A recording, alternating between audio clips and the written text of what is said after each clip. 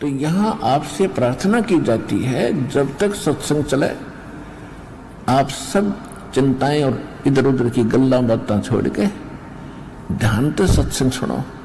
वह परमात्मा कैसा है,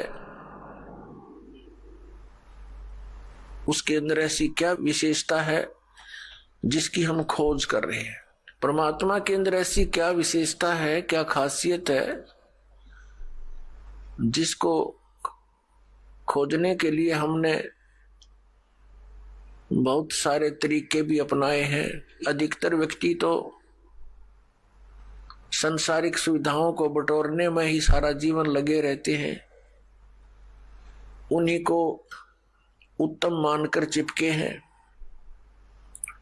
और कुछ एक पुण्यात्माओं ने राज तक को त्याग दिया। राजा को सर्व भौतिक सुविधाएं उपलब्ध होती हैं और उसने वो सब त्याग दी और फिर परमात्मा के पाने के लिए कठिन प्रयत्न किए, परिश्रम किए, साधनाएं की, रूखा सूखा भोजन खा करके परमात्मा के पाने के लिए वो प्रयत्नशील रहे। एक समय एक सिमली नाम की लड़की थी और वो किसी गुरु से उपदेशी थी, आस्था भगवान में गणी थी। और प्रारंभ से ही ये ऐसा रहा है कि जगत और भगत का आपस में मतभेद बना रहा और जिस कारण से भक्तों को बहुत कठिन यातनाएं सहन करनी पड़ी। संसार की रीतियां, सांसारिक जो परंपराएं हैं वो यहाँ इस काल के जाल में रहने के लिए व्यवस्थित है, एक व्यवस्था है। और जो लोग परमात्मा से परिचित नहीं है वो इसी में, इन्हीं में व्यवस्थित है। उस लड़की की बहुत आस्था थी। नगर के बाहर एक साधु का आश्रम था। वो लड़की उस महात्मा को आहार करा के आती थी, उनकी सेवा भी करती थी और शाम के समय अपने घर आ जाती थी।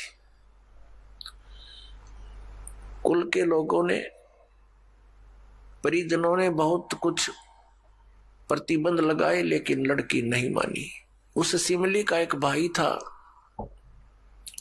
मंसूर नाम था उसका। उसको अन्य व्यक्तियों ने कहा कि आपकी बहन शाम के समय और गैर टाइम को वक्त जाती है संत के आश्रम में। देख ले भाई, इज्जत का सवाल है और पूरे नगर में चर्चा चलती है अपनी बहन को मनाकर। अब मंसूर ने सोचा भी पहले ये देख तो लूं, वास्तव में वहां उस आश्रम में ऐसा क्या है। इस दृष्टिकोण से जब उसकी बहन शाम के समय प्रतिदिन जाती थी साधु का भोजन लेकर, जिस दिन घरवाले भोजन नहीं देते थे तो वैसे जाती थी, उनकी सेवा कराती थी, कोई कपड़े धोआती थी, कुछ देर उनकी चरण दबा देती थी। अब मंसूर ने, भाई ने सोचा कि सीधा संत से बोलना अच्छा नहीं होता। साधु संत बड़े सहनशील होते हैं और सिद्धि युक्त होते हैं। अपराध के विषय में कुछ उठपटांग कहना हानिकारक हो सकता है। उसने क्या किया कि आश्रम के बाहर खड़ा हो गया और जैसी भी कच्ची पक्की कोई द्वार थी उसके अंदर कोई सुराख था। उस सुराख से वो देखने लगा। छोटा सा आश्रम था, कुछ 100 गज का होगा, गणित 150 गज का, और उसमें एक झोंपड़ी डली हुई थी। संत जी बाहर बैठे थे, गर्मियों के दिन थे, चंद्रमा की रोशनी थी। तो उसने देखा कि लड़की ने जाके भोजन कराया महात्मा को, फिर बर्तन साफ किए, एक दो कपड़ा धोआ, फिर महाराज जी के चरणों को दबाने लगी, सेवा करने लगी। तो क्या हुआ कि ऐसे उस महात्मा ने हाथ किया, आकाश से एक अमृत का प्याला आया, संत ने पिया, आधा उस बेटी को दिया। संत ने कहा कि बेटी, इसमें से थोड़ा सा, एक नालायक व्यक्ति खड़ा है, उसके भी मार दे एक छींट, इस सुराख के अंदर से जा और उसके भी लगा दे, थोड़ी सी कल्याण हो जा। एक नालायक व्यक्ति खड़ा है।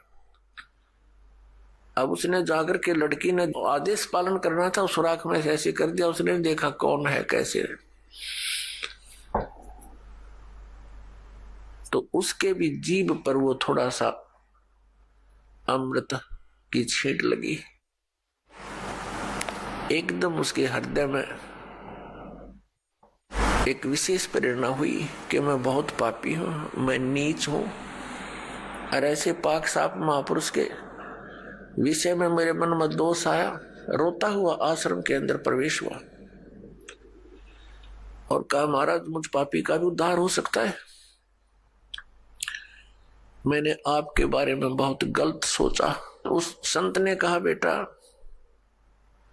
जब तक बोध नहीं होता, ज्ञान नहीं होता, तब तक प्राणी के ऐसे अपराध अक्षमा करने योग्य होते हैं। और बेटा, कोई जानबूझ कर करोगे, दीक्षा उपदेश लेने के बाद आपके मन में ऐसा संत के, गुरु के प्रति दोष आता है, तो फिर आप पाप के भागी भारी बन जाओगे।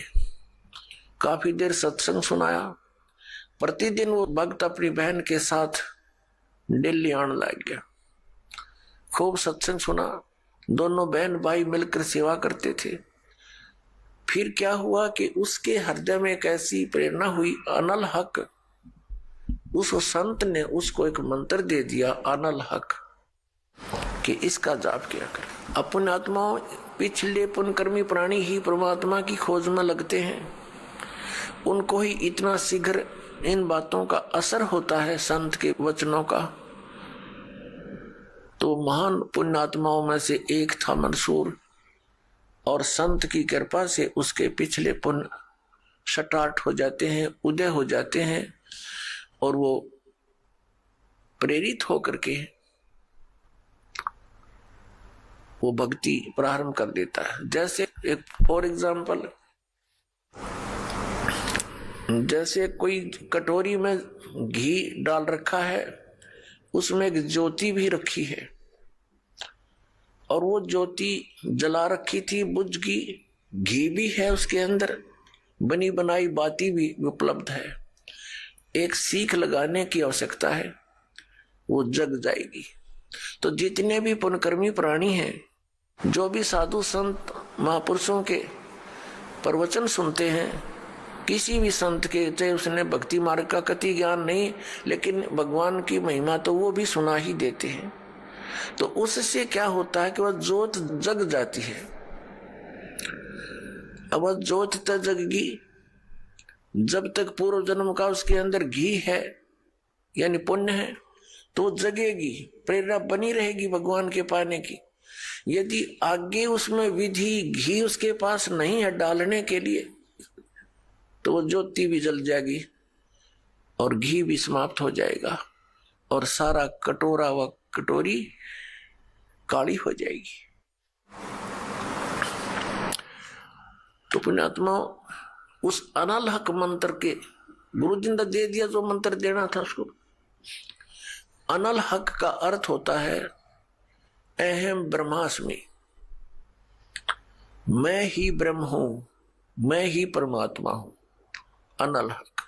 हालांकि ये कोई मंत्र वंत्र नहीं था, लेकिन उस मंसूर के अंदर वो पूर्व जन्म का घी और ज्योति रह रही थी, वह जगेगी।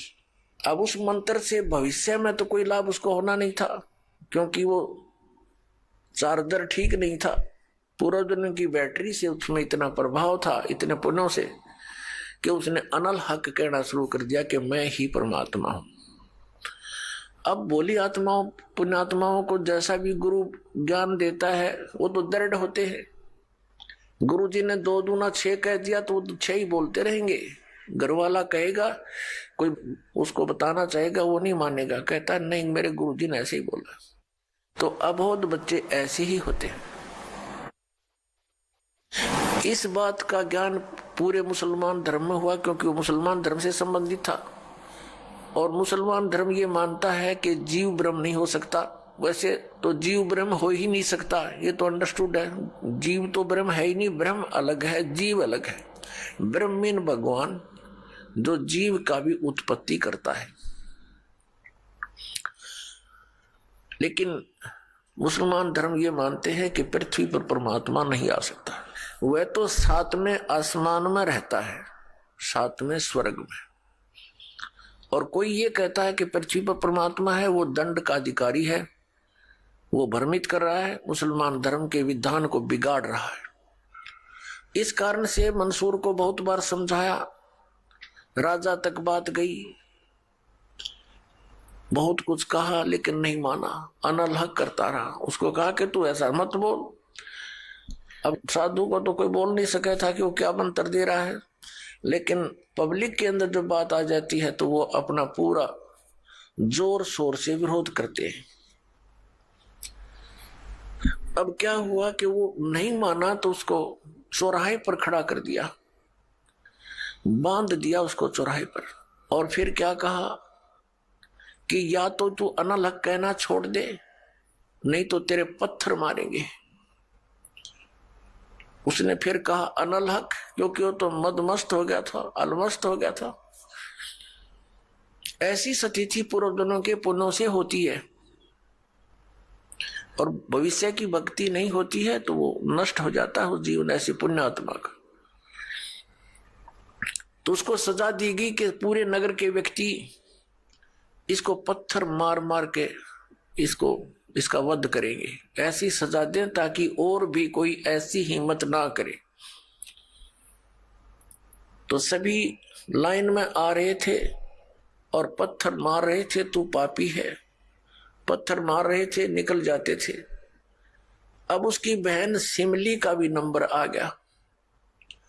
जब और पत्थर लगा रहे थे वो हंस रहा था, अनल हक अनल हक हंस रहा था। और जब उसकी बहन सिमली का नंबर आया, वो भी लाइन में खड़ी थी। तो बहन ने सोचा पत्थर तो मैं नहीं मारूंगी, लेकिन लोक लाज में आके उसने फूल उठा लिया कि मैं फूल मार आऊंगी इसके। यहां ये लोग भी ना मेरा विरोध करेंगे और भाई का चोट भी ना लगेगी। उसने फूल मारा, फूल मारते ही वो रोने लग गया,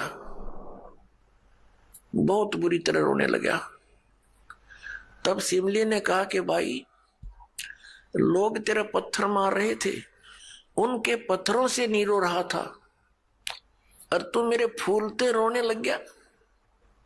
अरे ये कोई चोट थोड़ी लगी तुझे? उसने कहा सिमली ये तो अनजान थे, इनका मुझे दुख नहीं था, तू तो परिचित थी मैं किसके ऊपर फिदा हो रहा हूं। और तेरा हाथ कैसे हो गया नालायक मेरी तरफ? तूने भगवान की तरफ हाथ कर दिया, मैं भगवान के लिए डिवोटेड हूं, और तूने क्या समझा फिर ज्ञान को? न्यू रो रहा हूं, तेरा जीवन बर्बाद हो गया, तूने ज्ञान समझा नहीं बहन। तेरे फूल का मुझे इसलिए दर्द हुआ, तू तो परिचित थी इस बात में। उसके बाद नहीं मरा वो पत्थरों से, कहने लगा या तो कहना छोड़ दे अनल हक, नहीं तेरा हाथ काटेंगे। उसने कहा अनल हक, हाथ काट दिया। फिर कहा दूसरा हाथ काटेंगे या बंद कर दे, अनल हक। तेरी गर्दन काटेंगे, बंद कर दे, अनल हक, काट दिया। अब उसको गाड़ा नहीं, मुसलमान धर्म में नीचे दफनाते हैं जमीन में, उसको सवा कर दिया काफिर समझकर कि काफिर जलाए जाते हैं, उनकी सोच है। और उस राख को जल में फेंक दिया। कि इसका नामो निशान मिट जा दरिया में। कहते हैं वो राख भी, ऐस भी, वो बबूत भी अनल हक अनल हक अनल हक करती जा रही है, और 1000 मंसूर बनकर गलियों में घूम रहे हैं। सबने दरवाजे बंद कर लिए, टट्टी पेशाब निकल गया, लोगों का घबरा गया, ये क्या हो गया, भगवान का भगत था, ऐसा हो कर दिया इसके साथ। तो पुण्यात्माओं, अब ये ज्ञान है, तत्व ज्ञान है, इसको बहुत गहराई से समझना है, इससे कई कंसेप्ट क्लियर होंगे। अब प्रसंग तो चला है कि जिस परमात्मा के पाने के लिए और जिस लोक में जाने के लिए महापुरुषों ने ऐसी कुर्बानियां दी, तो कैसा है वो भगवान, कैसा होगा वो देश, ये अंडरस्टूड है। दूसरी बात ये है इसके अंदर कि कोई ये सोचे कि अनल हक मंत्र से उसमें या शक्ति आ गई थी, नहीं। उस अनल हक मंत्र के जाप करने वाला पूरा गांव था, नगर था, आसपास के और भी बहुत लोग थे जो वैसे उपदेशी थे, आसपास के बहुत से उनके शिष्य थे, लेकिन वो गुप्त रखते थे, सामने किसी को बताते नहीं थे, लोक लाज के कारण। तो कहने का भाव ये है कि उस एक मंसूर के अंदर ये क्यों काम कर गया और सिमली में नहीं कराया उसने। ये पिछले ही पुण्य से होते हैं, पूर्ण हंस मुराद, ये पूर्व जन्म के संस्कार थे, उस मंत्र का इसमें कोई योगदान नहीं था। अब प्रसंग जो चल रहा है उसी पर हम थोड़ा सा डिस्कस करते हैं कि जिस परमात्मा के लिए इतनी कुछ कुर्बानियां संत महात्माओं ने की, तो वो कैसा है भगवान, ये तो अंडरस्टूड है कि वो कितना सुखदाई होगा, और वहां जाने के बाद प्राणी को कैसा सुख होगा। उसके लिए हम फिर कौन सी विधि अपनावें, कौन से ग्रंथ को सत्य माने, किस गुरु की बात पर विश्वास करें। कोई कुछ विधि बताता है, कोई कुछ विधि बताता है, और सभी कहते हैं तुम्हारा कल्याण होगा, तुम्हें मोक्ष प्राप्ति होगी। तो उसके लिए हमने ये जानने के लिए कि कौन सा मंत्र, कौन सी विधि है, वे ऑफ वर्शिप, जो यथार्थ है। अब जो भी संत कोई मंत्र देता है तो उसके उपासक उसको यही मान लेते हैं कि यही सही है। दूसरा बताता है नहीं ये मंत्र ठीक नहीं, ये विधि ठीक नहीं। तीसरा कहता नहीं ये हमारे गुरुजी ने ऐसे बताया है, ये सही है। इसका निर्णय कैसे हो? जैसे किसी अपराध के ऊपर कुछ अधिवक्ता, एडवोकेट आपस में डिस्कस करते हैं। एक कहता है इस अपराध के ऊपर ये धारा लगेगी, दूसरा कहता नहीं इसकी ये धारा बनती है, इसका ऑफेंस इस धारा के अंतर्गत है, तीसरा कहता नहीं इसके ऊपर ये अन्य धारा लगेगी। तो उन तीनों का फैसला कहां होगा कि कौन सी धारा के अंतर्गत ये ऑफेंस है? वो संविधान के अंदर देखा जाएगा, और संविधान के अंदर जो लिखा है वो फाइनल है, वो धारा उसी के अंतर्गत वो ऑफेंस है, तो उसके ऊपर वही धारा होगी और उसी के आधार पर उस पर कार्रवाई कोर्ट में होगी, वो सही है। ठीक इसी प्रकार हमारे पवित्र जो शास्त्र हैं, सदग्रंथ है, ये सभी शास्त्र हैं जैसे पवित्र 5 वेद। 4 वेद तो ये वेल नोन है, ऋग्वेद, सामवेद, यजुर्वेद, अथर्ववेद। एक 5वां वेद है, वो स्वयं परमेश्वर के द्वारा अपने मुख कमल से बोला जाता है।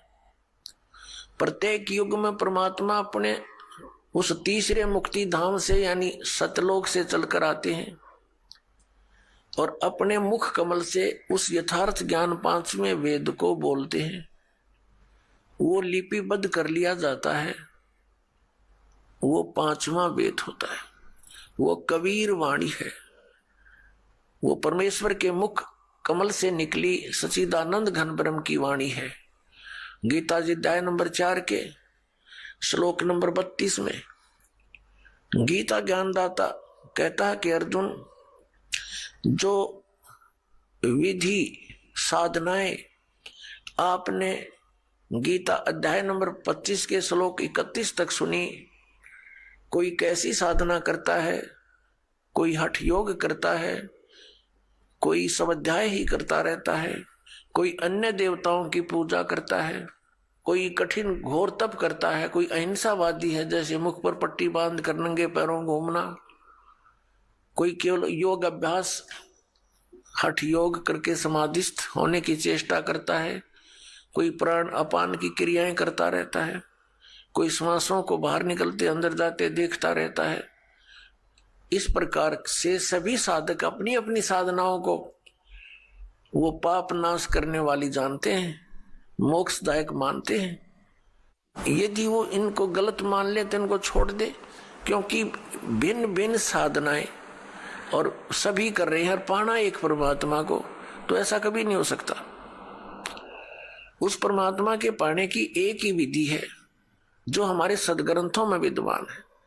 तो उसके बाद बताया है कि ये सभी इस प्रकार के यज्ञ यानी धार्मिक अनुष्ठानों की जानकारी विस्तार के साथ ये चौथे अध्याय के 32वें श्लोक में श्रीमद् भगवत गीता जी में लिखा है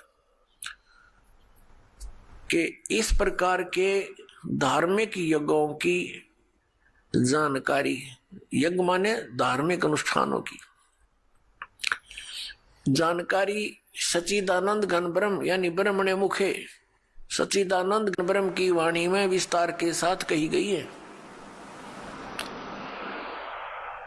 और उसको जानने के उपरांत फिर तू सभी कर्म बंधन से मुक्त हो जाएगा। चौथे अध्याय के 34वें श्लोक में कहा कि वो तत्व ज्ञान जो परमात्मा ने अपने मुख कमल से बोला है वो तत्व ज्ञान है। उस तत्व ज्ञान को तू तत्वदर्शी संतों के पास जाकर समझ। वो तत्वदर्शी संत तुझे उस परमात्म तत्व का ज्ञान कराएंगे। इससे एक तो ये सिद्ध हो गया कि गीता ज्ञानदाता कंप्लीट नॉलेज, स्पिरिचुअल नॉलेज नहीं रखता। उसने ऑप्शन छोड़ दिया कि वो यथार्थ ज्ञान उस परमात्म तत्व का 18वें अध्याय के 62वें श्लोक में गीता ज्ञानदाता जिस अन्य परमात्मा की शरण में जाने को कह रहा है, उसकी जानकारी कहते उस तत्वदर्शी संतों के पास जाकर समझ, वो बतावेंगे। गीता ज्ञानदाता नहीं जानता। तो वहां क्या बताया है कि वो सच्चिदानंद घन ब्रह्म की वाणी वो सूक्ष्म वेद है। यहाँ गीतानुवादकर्ताओं ने चौथे अध्याय के 32वें श्लोक में अनर्थ कर दिया। ब्रह्मणे मुखे एक शब्द है इसके अंदर मूल पाठ में, उन्होंने इसका अर्थ गलत कर दिया, वेद की वाणी लिख दिया। नहीं, वेद ज्ञान तो गीता ज्ञानदाता बोल ही रहा है। जिनको तुम वेद मानते हो, चारों वेदों का एक सारांश है ये श्रीमद् भगवत गीता। कोड वर्डों में है, अधिकतर संक्षेप में है। तो वो तो बोल ही रहा है, वो खुद कह रहा है कि पांचवा जो वेद है उसके अंदर वो लिपिबद्ध है, वो तत्व ज्ञान है। उसको तत्वदर्शी संतों के पास जाकर समझ और फिर जैसा वो बतावे ऐसे कर। तो पुण्यात्मा, हमारे सदग्रंथ कौन से हैं जो परमात्मा का विधान है और जिन पर हम विश्वास करेंगे और करना चाहिए। हमारे सदग्रंथ यानी शास्त्र कहो, सदशास्त्र कहो, ये कौन कौन से हैं? पवित्र पांचों वेद, 4 वेद तो अंडरस्टूड है, पांचवा ही आपको बता दिया सूक्ष्म वेद। और श्रीमद् भगवत गीता इन 4 वेदों का सारांश है और 5वें का इसमें हिंट दिया है। ये तो है गॉड गिवन स्पिरिचुअल नॉलेज। परमात्मा दत्त, प्रभु दत्त है, ये ब्रह्म दत्त है ये। और फिर 18 पुराण ये अध्यात्म ज्ञान को समझने के लिए सहयोगी हैं। और इनके अंदर जो वे ऑफ वर्शिप लिखी है, यदि वो वेदों से मिलती है, श्रीमद् भगवत गीता से मिलती है, तो वो तो सही है, उतना तो वेदों और गीता वाला ही ज्ञान है। बाकी उस वेद, उस पुराण के वक्ता के घर का है, उसका अपना अनुभव है। अब उसका अनुभव वेदों और गीता से नहीं मिलता तो हमें मान्य नहीं है, हमें स्वीकार्य नहीं है। क्योंकि पुराण कौन है, पुराण क्या है? ये श्री ब्रह्मा जी ने बोला ज्ञान है। ये 4 वेद, ऋग्वेद, सामवेद, यजुर्वेद, अथर्ववेद, ये 4 वेद ब्रह्म ने अपने पुत्र रजगुण ब्रह्मा जी को दिए थे। और ये 5 वेद, ये सूक्ष्म वेद सहित ये 5 वेद पूर्ण परमात्मा ने, सत्य पुरुष ने, परम अक्षर ब्रह्म ने इस ब्रह्म के अंदर, ज्योति निरंजन के अंदर फीड कर दिए थे। और उसमें टाइम फिक्स कर दिया था कि इतने समय के उपरांत ये सब इसकी श्वासों से बाहर आएंगे। जैसे कोई मादा है, गाय भैंस है, वो नई दूध होती है, गर्भ धारण करती है, समय आने पर बच्चा ऑटोमेटिकली बाहर आ जाता है।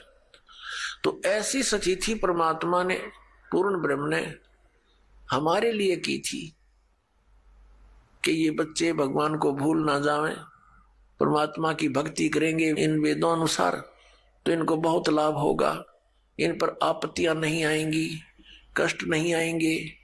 ये गलती से काल के साथ चले गए हैं। वो 5 वेद जब इसके श्वासों के द्वारा, ब्रह्म के श्वासों के द्वारा निकले, तो इसने उनमें देखा कैसा ज्ञान है भगवान ने दिया है।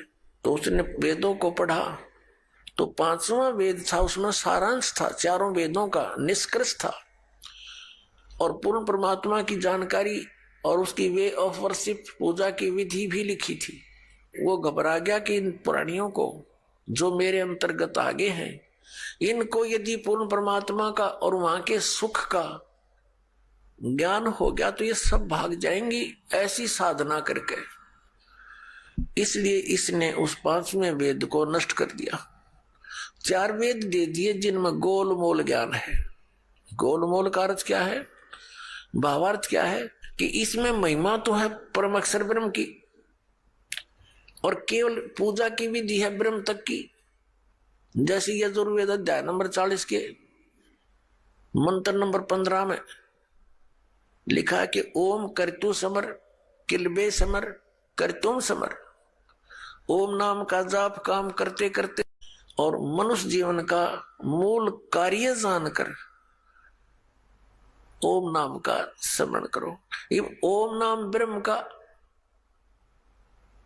और महिमा इसमें बता रखी है। परम अक्षर ब्रह्म है जिसकी पूजा से पूर्ण मोक्ष होता है, उसके ऐसे चिन्ह हैं, वो ऐसी लीला करता है। अपने आत्मा दास के सत्संग में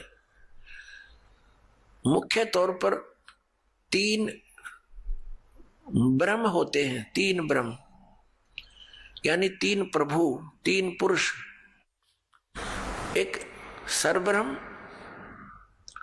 एक अक्षर ब्रह्म, एक परम अक्षर ब्रह्म। दूसरे शब्दों में एक सरपुरुष, एक अक्षर पुरुष और एक परम अक्षर पुरुष। तीसरे शब्दों में ईश्वर, परमेश्वर। ये 3 मुख्य प्रभु हैं।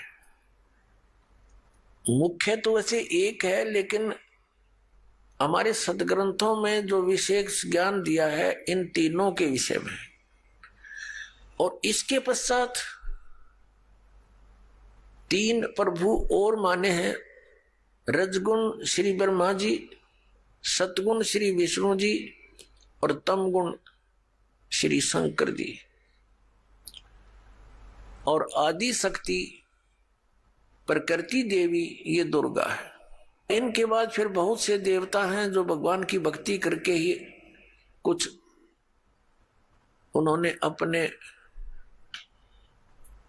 टायर में हवा भर ली, यानी परमात्मा की कुछ भक्ति संग्रहित करके और वो कुछ सिद्धि युक्त हो करके अन्य प्राणियों से श्रेष्ठ बने दिखाई देते हैं, वो भी देवता है।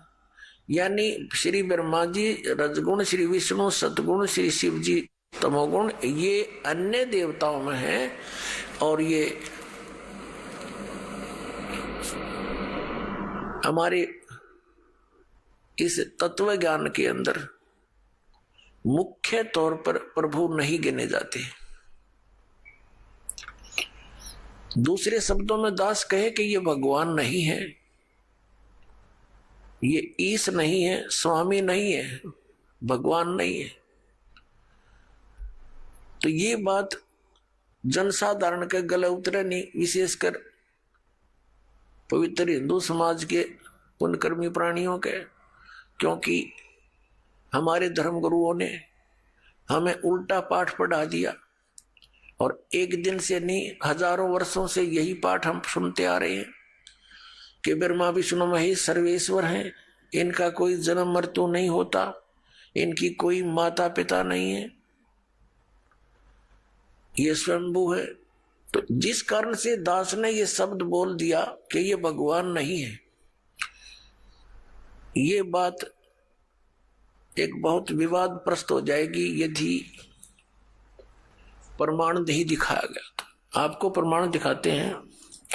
एक समय इस शिवपुराण के अंदर लिखा है, पवित्र शिवपुराण के अंदर, कि श्री ब्रह्मा जी रजगुण और श्री विष्णु जी सतगुण का आपस में विवाद हो गया, झगड़ा हो गया।